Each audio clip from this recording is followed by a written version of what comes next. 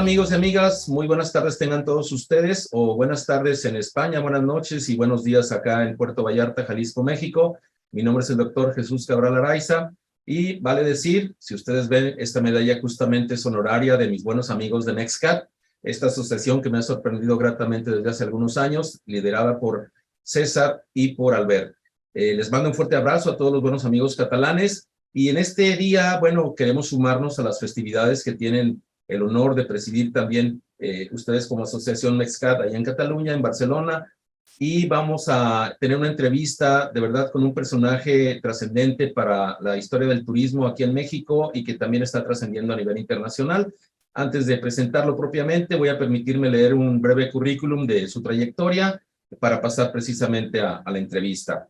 Él es el doctor Alfredo Argentino César Dachari, doctor en Ciencias Sociales por la Universidad Leiden, Holanda, en el 87, máster en Sociología por Flaxo, Chile, en el 74, abogado por la Universidad Nacional Electoral de Argentina en el 71, investigador nivel 2 del Sistema Nacional de Investigadores en México desde el 87, perfil PRODEP también es un reconocimiento que se da desde el 2000, profesor investigador titular C de este Centro Universitario de la Costa de la Universidad de Guadalajara desde el 2000, director del Centro de Estudios para el Desarrollo Turístico Sostenible, CEDESTUR, desde el 2000, director del Observatorio Integral de la Región Turística de Puerto Vallarta y Bahía de Banderas desde el 2016, una institución también muy importante, profesor visitante de las universidades de Vigo, de la Universidad de Málaga, de la Universidad de Buenos Aires, de la Universidad Nacional de Córdoba, de la Universidad de Gastón Dachari en Argentina, en Brasil también de la Universidad Federal de Juiz de Fora, director de más de 76 grados y posgrados de diferentes instituciones. En sus publicaciones recientes, puedo mencionarles, él también les hablará de algo de estas publicaciones recientes. Pandemia, Cambio Climático y Nueva Sociedad del 21, por la Universidad de Guadalajara, de la metrópolis a la periferia del desarrollo turismo pionero en el capitalismo, el 2020, por la Universidad de Guadalajara. La región turística de Puerto Vallarta, Bahía de Banderas, Sociedad, Desarrollo y Perspectivas, 2019. Capitalismo, Sociedad y Turismo, 2018, de la Universidad Nacional de Quilmes.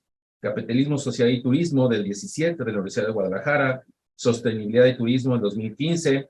Ecologismo, Estrategia Fracasada del Capitalismo, del 2014, en Biblos, Argentina. Territorio Globalizado del Turismo Rural, 2012. Y así podremos seguir contando una serie de títulos, de publicaciones. También colaborador desde el 2002 de la columna La Mirada Incómoda, en un periódico regional también de aquí de Riviera Nayarit, de Puerto Vallarta. Evaluador nacional del CONACYT, el Consejo Nacional de Ciencia y Tecnología a nivel nacional.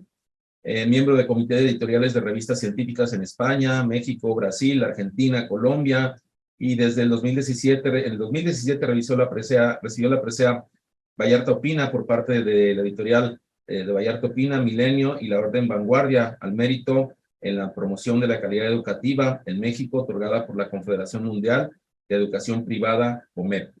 Bueno, este currículum yo lo conozco de cerca porque también fue mi director de tesis doctoral y en realidad es un personaje que ha influido en diferentes regiones del país, incluyendo la Riviera Nayarit en Cancún, ha estudiado las regiones, las conoce muy bien, es un experto en el desarrollo sustentable y es un honor para mí poder tener el privilegio de entrevistarlo para ustedes en este mes patrio, en este mes que tratamos de reconocer, conocer, exaltar lo que es el estado de Nayarit. Vale decir como paréntesis muy pequeño que pues me honro también con tener esta medalla. Les agradezco mucho a la Asociación de NextCat por esta oportunidad y estaremos próximamente teniendo más entrevistas para ustedes. Sin más, bueno, le doy la bienvenida a nuestro invitado, César.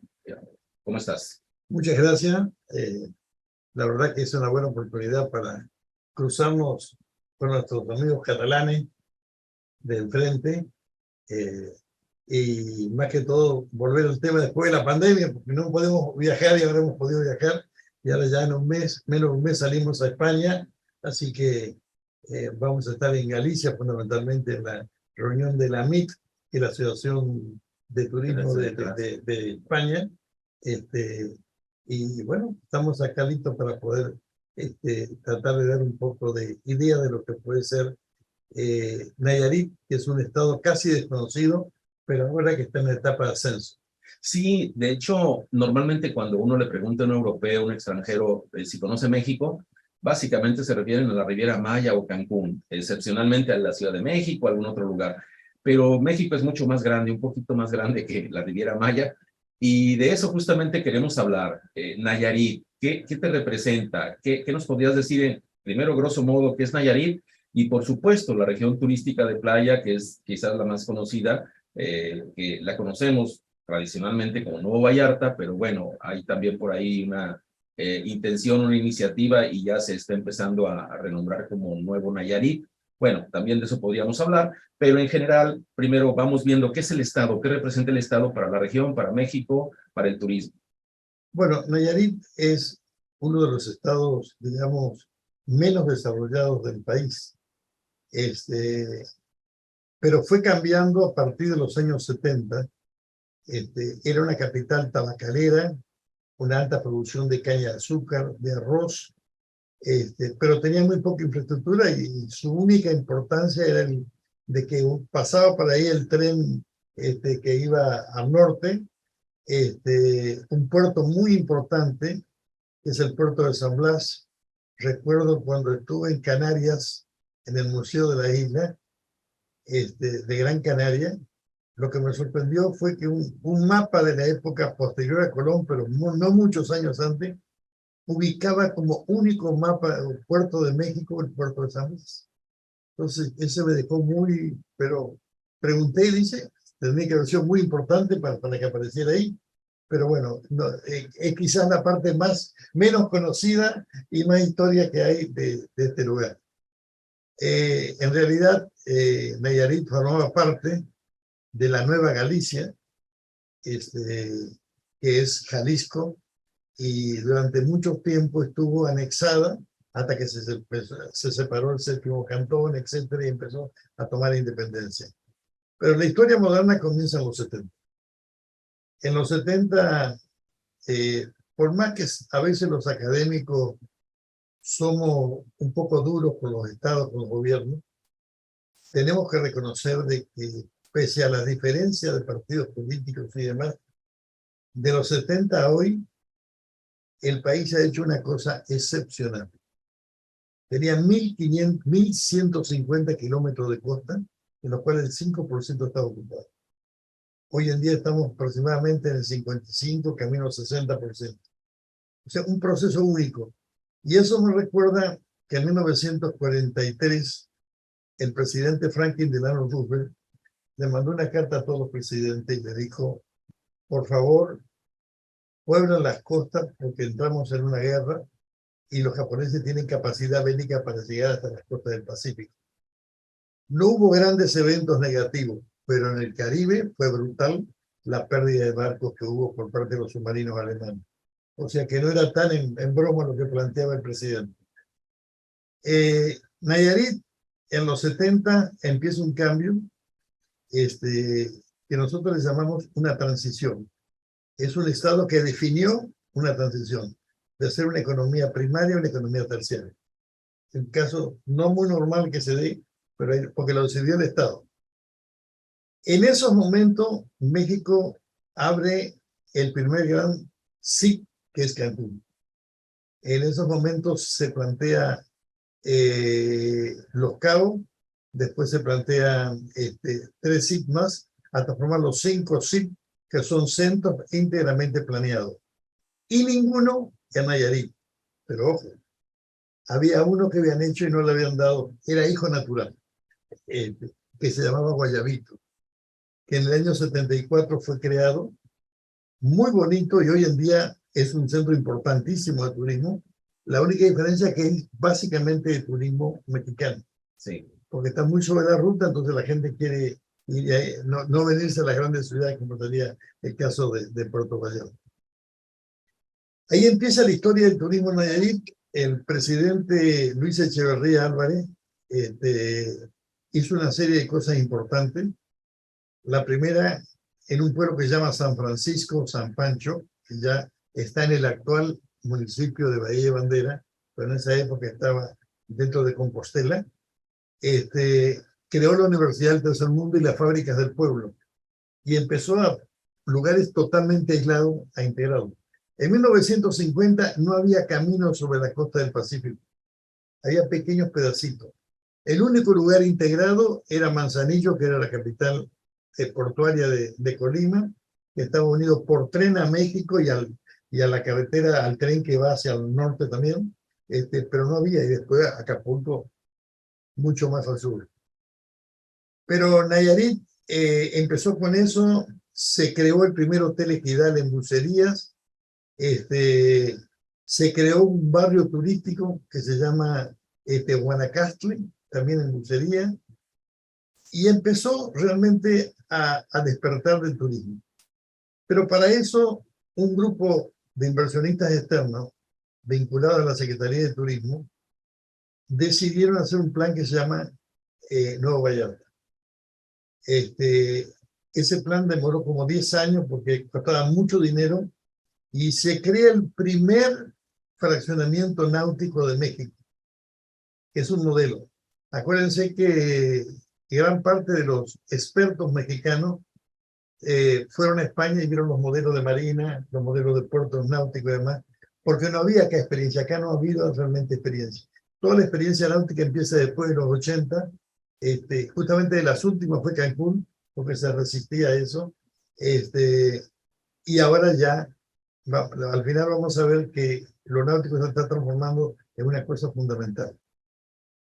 Ahora bien, una vez que empieza a arrancar esto, al lado de Nayarit está Jalisco y está Puerto Vallarta.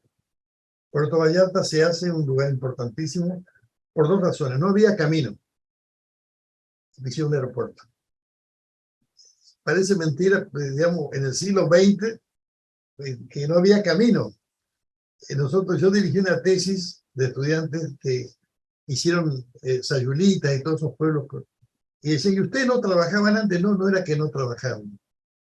Era que no había dinero, porque no había circulación.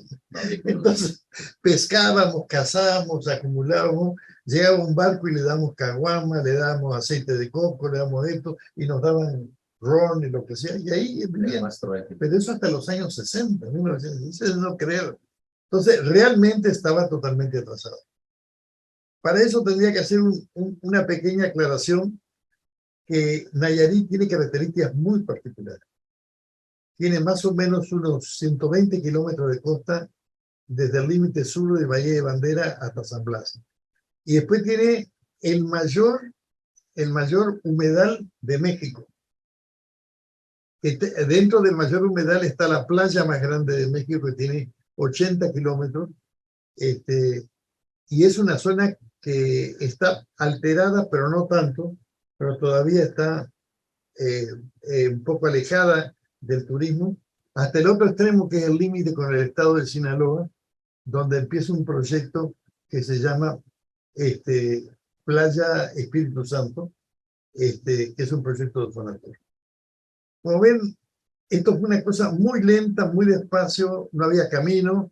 El camino de Tepic a la ciudad de Guadalajara demoraba de 5 a 6 horas por las carreteras que había, que eran horribles, las curvas y demás, hasta que se empezó en los 90 la infraestructura a crecer fuertemente y se hizo un camino bueno que permitió arribar en 2 horas a Tepic. Ahí empieza la segunda etapa, en los 90. Se crea Nueva Vallarta, se crea el municipio de Bahía de Bandera y empiezan los proyectos ya fuertes de Nayarit, que son, por un lado, Nueva Vallarta Flamingo, es un proyecto muy fuerte, después el otro que es Punta de Mita, y el tercero, que es justamente el corredor Riviera Nayarit. Ahora, voy a hacer una aclaración que generalmente no la ponen en los textos, que es el único lugar del país donde un gobernador consiguió 3 SIP diferentes. Ningún estado del país, la mayoría no tiene ningún SIP, Centro Integralmente para una inversión altísima. Y estos 3 SIP los unió y se formó uno que se llama SIP Nayarit, que es el nuevo corredor Riviera Nayarit. Conclusión, la Riviera Nayarit tiene cerca de 100 kilómetros, tiene un 40% a 50% de desarrollo. Han empezado las inversiones muy fuertes, están llegando los portugueses, por ejemplo, que siempre hemos visto empresas españolas, excepcionalmente norteamericana, pero va a llegar empresas portuguesas. No sé qué más llegarán, porque son interesantísimos los proyectos que hay. Y así arranca la segunda etapa, que nosotros la fechamos entre 1990 y el 2010, que es el desarrollo y la consolidación del destino turístico Nayarit, que ahora ha llegado un momento muy peligroso porque los gobiernos de los estados, por cuestiones políticas, no se llevan o creen todos que tienen la razón y se da una cierta ruptura. El éxito de Nayarit fue que se unió a Puerto Vallarta e hicieron una promoción conjunta. Eso ha sido fundamental. ¿Por qué? Porque Vallarta, pese a que existe Tepic, que es la capital de Nayarit, es la capital económica de la región Pacífico Central. Acá están las universidades, acá están los mejores bancos, los más fuertes, están las financieras, están las grandes empresas de construcción, está lo que es el motor de la región turística. Por eso esta diferencia de los gobernadores y demás suena más bien a chiste que a realidad. No lo tomamos tan en serio, nosotros la haremos el nombre. Pero esta es la primera etapa de, no sé si quieren que hagamos un paréntesis. No, sí, claro, claro. Bueno, yo aprovecho para, aparte de hacer un pequeño paréntesis, ir contextualizando otro aspecto importante que sabemos que cuando viajamos y empezamos a platicar de nuestras regiones y las bondades que tienen, la gente le cuesta trabajo entender primero dónde está ubicada geográficamente y cómo la podremos entender mejor a esa región. Entonces, en ese sentido, me gustaría que nos platicaras un poco, que sé que conoces también geográficamente y el aparato productivo que hay, ya sea en servicio o materialmente, ¿qué lugar tiene Nayarit en general y la Riviera en particular respecto a la ocupación en tareas de desarrollo sustentable? La gobernanza y la iniciativa privada están conscientes del cuidado del entorno, de los recursos, de tanto el recurso humano, el material, la naturaleza, todo lo que implica la sustentabilidad respecto a su desarrollo. ¿En qué etapa estaría esto también? Pero yo creo que está en la etapa primaria, porque realmente en los últimos años ha dado un crecimiento muy fuerte. Básicamente 2010-2020, el gran empujón, o sea, el estirón de los chicos de los 12 a los 18, ahí creció y ahora está muy sólido. Ahora, lo que tú preguntas es muy importante porque sí, son zonas de alta fragilidad, todas las zonas costeras, ¿no?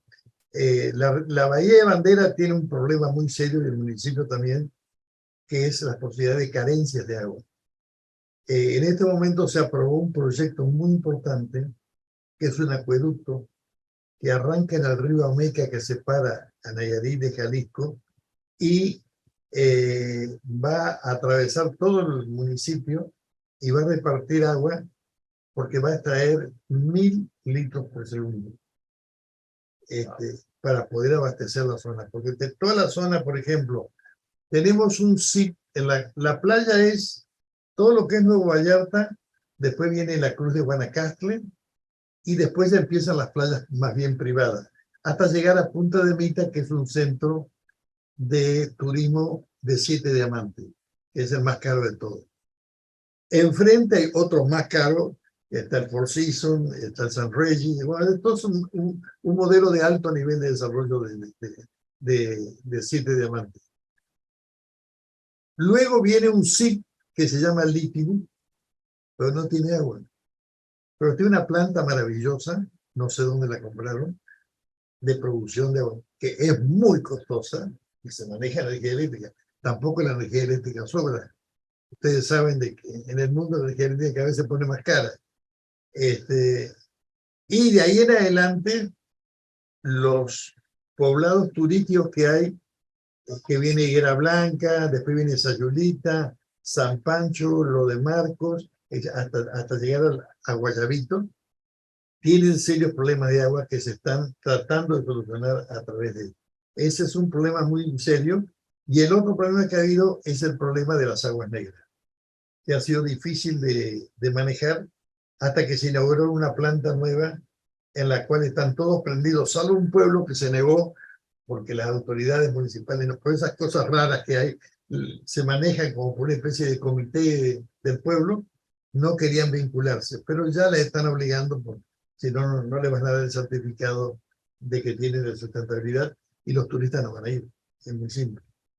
Y ese pueblo de Sayulita, que es uno de los pueblos más atractivos que hay, pero ahora ya está a punto de firmar el acuerdo de integrar sus aguas negras a esta planta. Una planta muy, pero muy grande, que está trabajando al 30-40%, porque todavía no ha crecido lo suficiente para tener la dinámica que debería tener. Pero con todo lo que hay aprobado y lo que se está haciendo, bueno, esto, los próximos 10 años vamos a tener el doble. Después que les voy a dar algunos números de lo que ha crecido, y es muy, pero muy interesante, porque es de los pocos lugares en Nayarit donde el crecimiento de la zona turística fue muy alto, pero el de la zona rural más. ¿Por qué? Porque dejaron de ser rurales y se transformaron en productores, en comerciantes, etcétera, y abastecedores. O sea, conforman lo que se habla en turismo, lo que es el clúster, el que abastece al turismo. Ya. Y ha sido muy importante ese tema.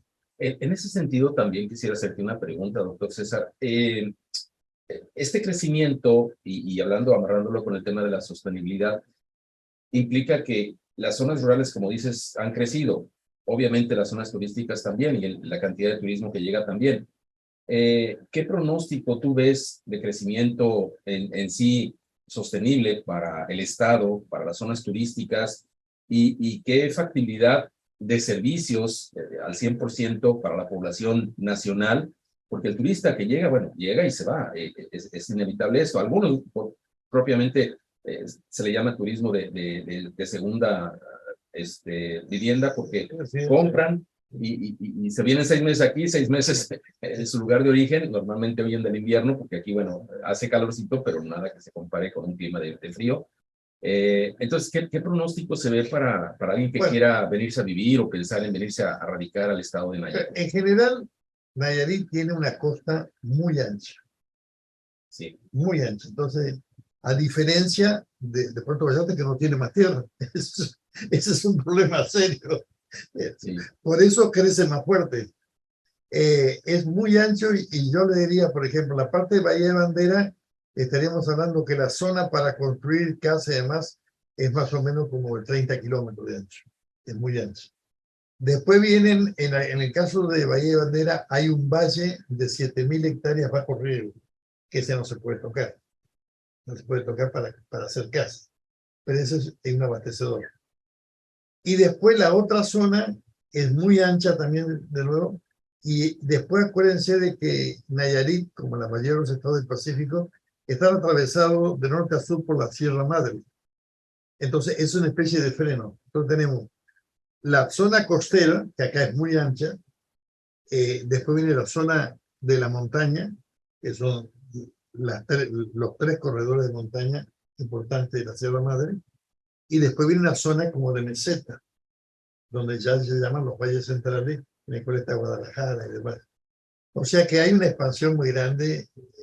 Hay montones de pueblos históricos de que la gente está llegando y se está pensando en quedar. Por ejemplo, San Sebastián del Oeste, que está sobre el lado de Nayarit, perdón, sobre el lado de Vallarta, pero es uno de los grandes atractivos de la región. Es un pueblo del siglo XVI. O sea que es impresionante, una minería. El pueblo está intacto, como si no hubieran vivido más la gente. Y del lado de Nayarit tenemos pueblos muy interesantes que se han integrado por todo este sistema de carretera que están haciendo, que siguen en plena el desarrollo. Y eso ha permitido que se genere. O sea, la capacidad de carga del Estado es muy alta. O sea, el único que tiene problema es Puerto Vallarta, porque se agotó la tierra. Y al lado hay un municipio que es muy bonito, que se llama Cabo Corriente, creo que es pura montaña. Y tiene pequeñas zonas de playa, pero tiene un problema de que son comunidades indígenas. Y por consiguiente es muy difícil la cuestión de la tenencia. Yeah. Mientras que todos estos son ejidos, y todos son ejidos que han pasado el procede, o sea que se puede vender las tierras. Yeah. Otra pregunta que quisiera enlazar con esto que nos estás comentando. Desde tu punto de vista, ¿tú consideras que la planeación en cuanto a desarrollo, no solo turístico, sino del Estado, social, de urbes, viene acompañada de una planeación realmente académica, bien pensada, bien organizada? ¿Qué tareas quedarían pendientes? ¿Qué sugerirías a lo mejor para los gobiernos en turno que pues a veces les olvida que están 3 años y se van, o 6 años y se van, y dejan a lo mejor algo no muy bueno para el que llega, pero el destino sigue, todos los destinos siguen? ¿Qué reflexiones y qué sugerencias? Mira, Nayarit fue planeado, por lo menos Nuevo Vallarta, Flamingo, Punta de Mita, Litimú, todos han sido planeados. Vallarta nada. O sea, Vallarta es una ciudad a la cual se le montó una cuestión turística. Tenemos un problema muy serio ahí, en Vallarta, que como se valorizó tanto el terreno, entonces las residencias se venden, se hacen edificios, y la infraestructura de servicio revienta. En el caso de Bahía de Bandera, hay un plan de ordenamiento muy grande, y en este momento se están licitando 2 proyectos sobre planes de ordenamiento de la costa que tengan que ver con Bahía. ¿Por qué? Porque Nayarit entra en una etapa nueva, porque aparentemente, en la política todo es aparente, no es seguro, aparentemente se le va a dar el archipiélago de las Islas Marías para que lo gestionen, que es el lugar más lindo que tiene México en el Pacífico. Son islas gigantescas con todo tipo de vegetación tropical, etcétera. Que eran prisión hasta hace muy poco tiempo. Hasta hace 6 meses, 8 meses. Sí. Hasta eso tiene el atractivo, la prisión de presos políticos más famosa y más antigua, del Porfiriato. Sí. Y el puerto de San Blas se está preparando para transformarse en la cabecera de los ferries que van a llevar la gente, y el aeropuerto de Tepic se está preparando para hacer el puente aéreo, lo cual no quita que el puente aéreo pueda salir de Puerto Vallarta y que barcos puedan salir del puerto de San Blas, del puerto de Vallarta, porque hasta hace 20 años había un barco que salía de Puerto Vallarta y llegaba hasta Los Cabos. Sí. Pero después con los aviones y todo ya se empezó. Pero ahora el atractivo de los barcos es otra cosa. Ya no es, sino es que es el viaje, el mar, etcétera, que lo hace muy atractivo. Así que desde ese punto de vista son 2 estados que tienen cuestiones muy diferenciadas. Y bueno, los proyectos se están haciendo, pero en el turismo hay una cosa. El turismo tiene un problema serio que es sobreexitoso, y los catalanes lo saben, porque el sobreéxito de Barcelona es impresionante, ni qué decir el resto de la costa. Entonces uno planifica, pero siempre se queda corto, porque esto es una cosa, no sé qué va a pasar con las islas, que es una cosa impresionante.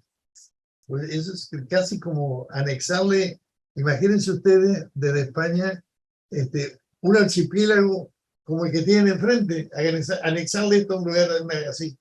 Eso tiene un peso impresionante. Todavía la misma gente de Nayarit no lo ha dimensionado, realmente. Eso va a traer miles y miles de gente. Sí, de hecho, vale decir que en muchas de las cosas que nos estás diciendo hay otro tema que quisiera tocar. Recuerden que Jalisco y Nayarit están separados nada más por un río, el río Ameca. Sí. Y tenemos por ahí un par de puentes que nos conectan, y cuando colapsa algún puente por alguna razón, se acaba toda la conexión, y entonces nos damos cuenta qué tan codependientes somos unos de otros. En ese sentido también va la pregunta. Estamos pensando muy bien en una zona conurbada. El municipio de Bahía de Banderas, que es el último del sur de Nayarit, y el primero del norte de Jalisco, que es Puerto Vallarta, realmente vamos hacia una conurbación funcional en la región, y eso tiene relevancia para los 2 estados. Sí, en realidad está decretada prácticamente el área metropolitana. Simplemente de que ha habido problemas de carácter histórico-social que tienen que ver con algo que a mí me tocó vivir en Cancún y se repite, y que es que la gente local de la capital del estado, no creyó nunca en que esto. Ahora es un éxito brutal.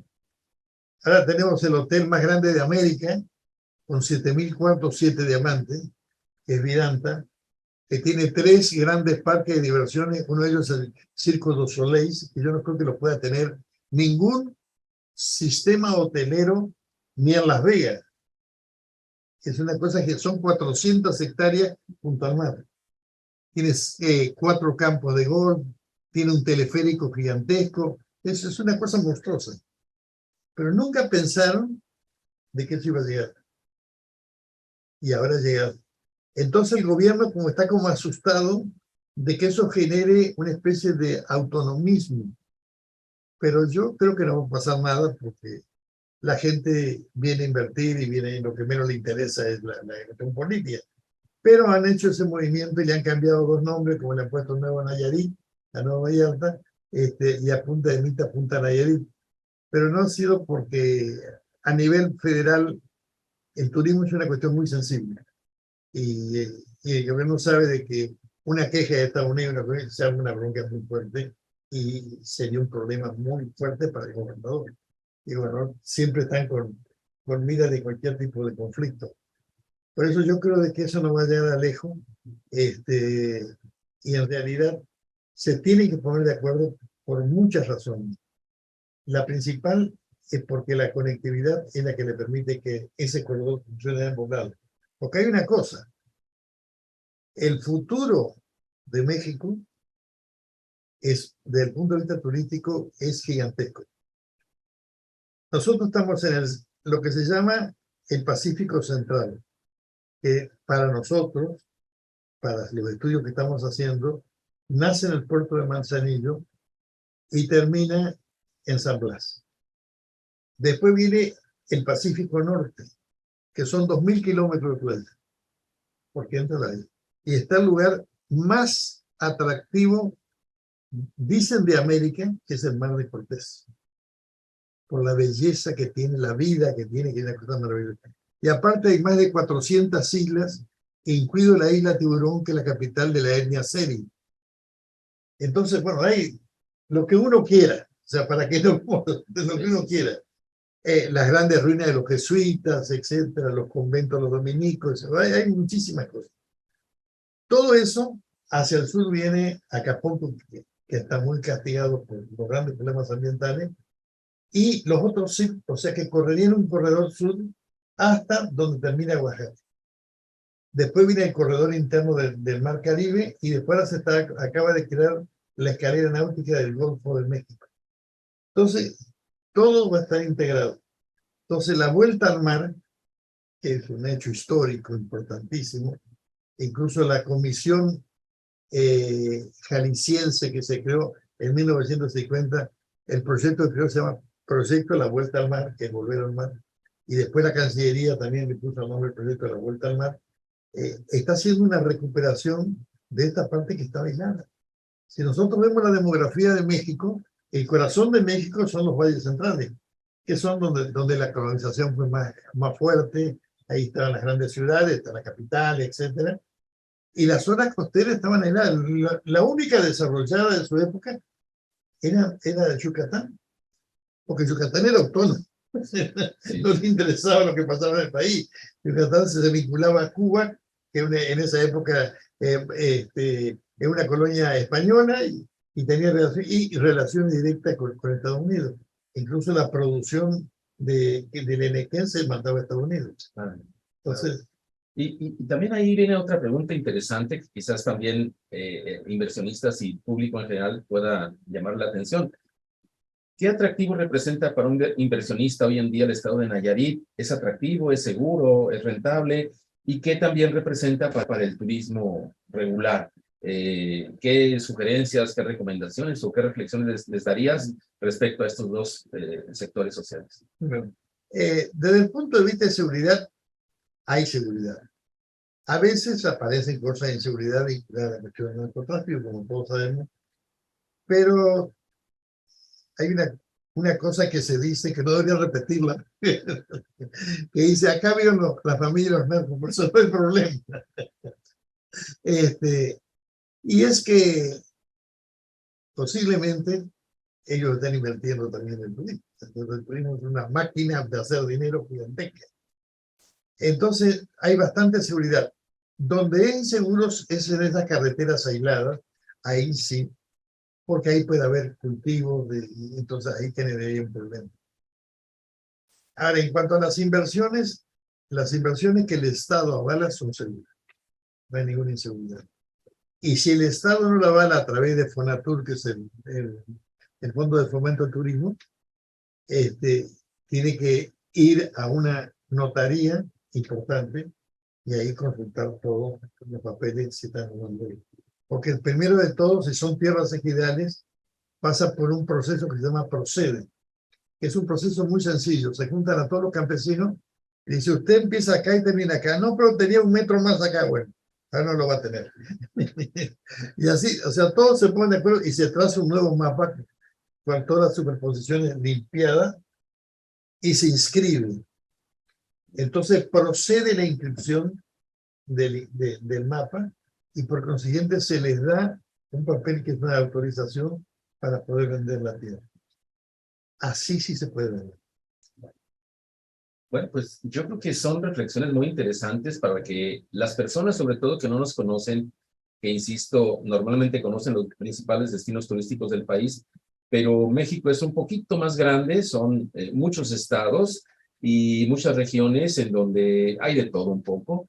Y yo creo que Nayarit es uno de los estados también muy significativos e importantes para el actual gobierno y para la gente que vivimos en la región. Hemos hablado también muchos aspectos de Puerto Vallarta porque ineludiblemente estamos vinculados unos con otros, nada más nos separa un río y es una mancha urbana que comparte muchos intereses y muchos desarrollos. ¿Qué lugar le darías a Nayarit en cuanto al desarrollo nacional? ¿Qué papel juega a nivel nacional o quizás ya internacional con este macro desarrollo que en el turismo ya está entre los primeros puestos. Han hecho obras muy fuertes, como es la presa principal sobre el río Santiago, que eso le está dando mucha vida, y hay una vuelta al campo de sectores de agricultura de riego, que es la segura, porque la otra es más compleja. Y después hay una serie de nuevos productos turísticos más pequeños, que es característico de Nayarit, a diferencia de Vallarta, que es grande todo, que son muy atractivos para la gente. Fundamentalmente los históricos, haciendas, minas, hay todo tipo de vestigio histórico de la colonización y la postcolonización, la independencia. Fue incluso sede de la guerra de la guerra cristera, o sea, que es cuando los católicos se levantaron en el año 30, esa es una historia también particular, y tiene muchísimos pueblos relativamente antiguos. Yo diría relativamente antiguos porque en un país como México hablar de antiguo era de 5 siglos, entonces sí, es otra cosa. Sí. Pero por lo menos de 2 siglos, varios, muchos. Sí, no, pero incluso también hay petroglifos que se han descubierto. Casi todos los ríos tienen excelentes petroglifos. Hay una cosa que me había olvidado, que es que Nayarit tiene un lugar que se conoce como la Venecia, que es una capital de no recuerdo el nombre de este pueblo, está muy cercana a Tepic, donde empieza el humedal, en medio del humedal, Mezcaltitán. En medio del humedal está este lugar, que son pequeñas islas que se han ido uniendo con puentecitos. Entonces, como si fuera Venecia, pero indígena. Entonces, tiene una característica muy, muy particular. En esa zona se produce el camarón de estero, que según los grandes expertos, yo no soy, me gusta nada más, es el camarón el camarón que es de agua dulce salada, que está combinada, y no es muy grande y tiene muy buen sabor. Entonces la característica ahí es comer el camarón. Bueno, hay cosas impresionantes. Bueno, más al norte, en Tecuala, por ejemplo, están los grandes pueblos pesqueros que uno va a desayunar y le pone una bandeja gigante de camarones. Esto acá no sé, costaría una fortuna, así Sí, que, es verdad. pero para allá es parte del atractivo de, para que tomen cerveza le ponen camarón. Sí, sí, ese es otro tema. No, tenemos, pero particularmente el mundo de la gastronomía en Es Nayarit, muy eso interesante. ocuparía horas, el zarandeado, el camarón aguachile y bueno, la variedad de platillos. No, el Impresionante. asunto de una de las cosas más interesantes es cómo asan los pescados, que lo asan sobre parrillas que son de mangle. Sí, Entonces eso le da un sabor especial. muy particular. Sí. No, y hay muchísima fruta. Bueno, es un lugar tropical. Entonces hay muchísimas cosas que forman parte de una cultura muy compleja. La cultura nayarita muy desconocida incluso para muchos mexicanos, ¿no? Sí, sí, claro, claro. ¿Y por qué? Porque la gente pasa de Tepic y de Tepic, antes de Tepic, como 100 kilómetros antes, está el desvío Vallarta. Ahora han hecho una super autopista que va a costar, va a ser de peaje, porque va a ser de 4 carriles, y va a venir directo a Vallarta. Entonces, sí, eso está integrando cada vez más. Pues muy bien, agradezco mucho la presencia y las sabias palabras del doctor Alfredo César Rachari y también me congratulo mucho de que esta entrevista la puedan ver los colegas y amigos catalanes, ahora sí que para el mundo en general. Mi nombre es el doctor Jesús Cabral Araiza, doctor Alfredo César Rachari, estamos aquí en la ciudad de Puerto Vallarta, Jalisco, México, Universidad de Guadalajara, Centro Universitario de la Costa. Muchas gracias, nos estamos viendo. Saludos. Saludos.